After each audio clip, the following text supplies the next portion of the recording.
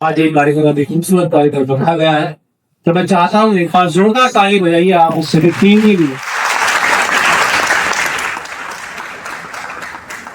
इस पूरी टीम के लिए, इस बात के लिए भी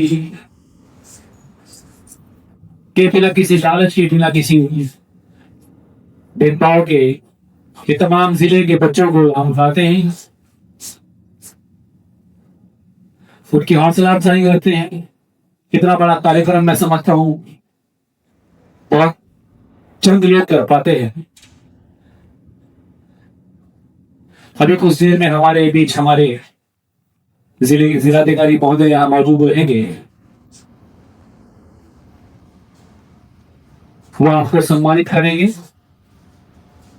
आपके उज्जवल भविष्य के लिए यहाँ पर स्पेशल स्पीच देंगे और तमाम वह संस्थाएं यहाँ पर रहेगी जो भिन्न भिन्न क्षेत्र में, भिन्न जगहों में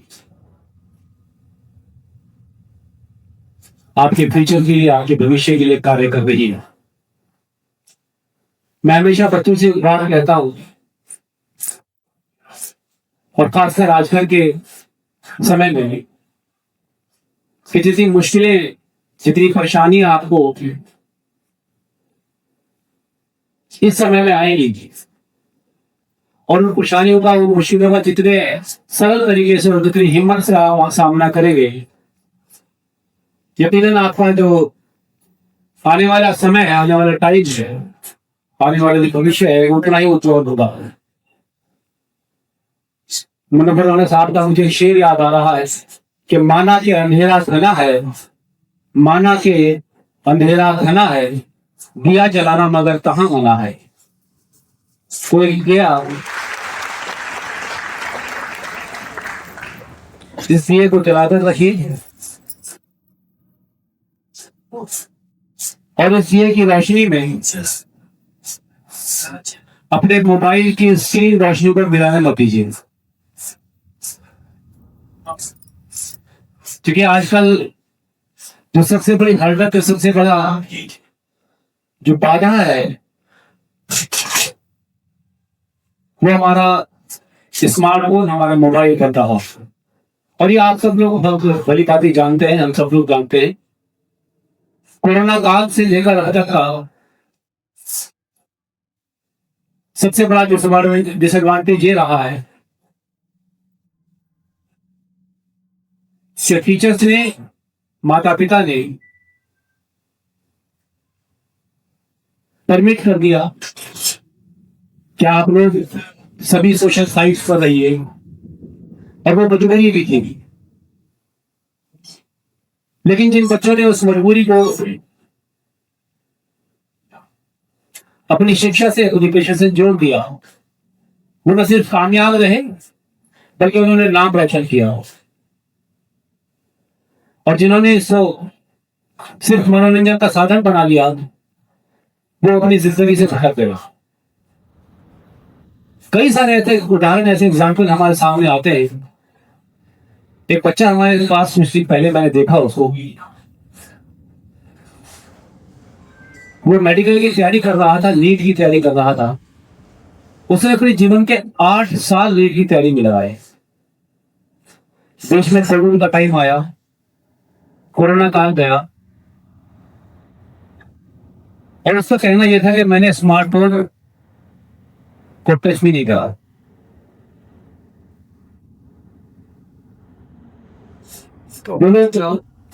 इस एग्जाम को जानते हैं, वो भली बात ही जानते हैं कि ये कितना टफ एग्जाम है और इसकी प्रिपरेशन के लिए कितनी मेहनत करनी पड़ती है।